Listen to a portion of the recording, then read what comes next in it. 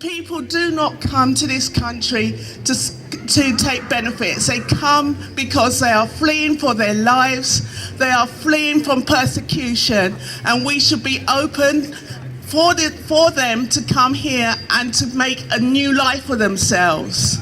I believe that this country is open and welcoming, but there are a few people that narrative is being given over to by this government, and we must not let it. We have to say that refugees are welcome here. I want to start off by saying that no human being is illegal.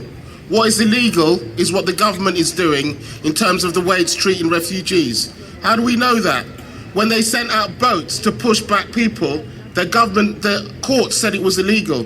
We have a criminal government in the way that it treats refugees.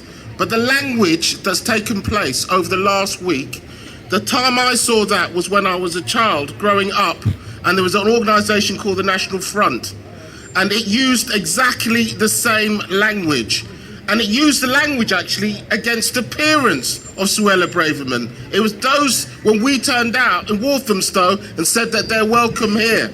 After the horrors of the Holocaust, the UN, the United Nations, basically decided on and declared the Universal Declaration of Human Rights.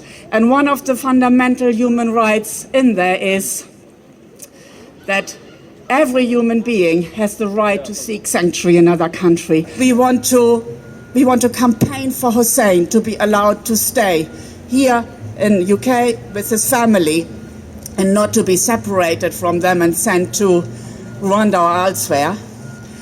But at the same time, we don't want anybody to be sent to Rwanda or elsewhere. We want the UK to uphold their international obligation to give refuge to people who are fleeing post-persecution. If you look at the present polls produced by the police, it says that racist attacks go up every single time a senior politician makes a racist remark, that people take that as a green light to attack people.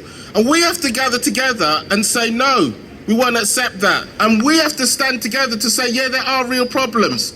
I'll let you into a secret. I can't pay my gas bill, all right? But I don't believe it's because of the 212 children that have been lost in the refugee system who they can't find. I don't blame them. I blame the people who are supposed to run the system, who are elected to do it, and I blame the Prime Minister, I blame the Chancellor, because that's what's next to their name. And the final thing I'm going to say is this. Do you remember when we saw off the EDL? Yeah. We saw off the EDL. We said you're not welcome inside Walthamstow.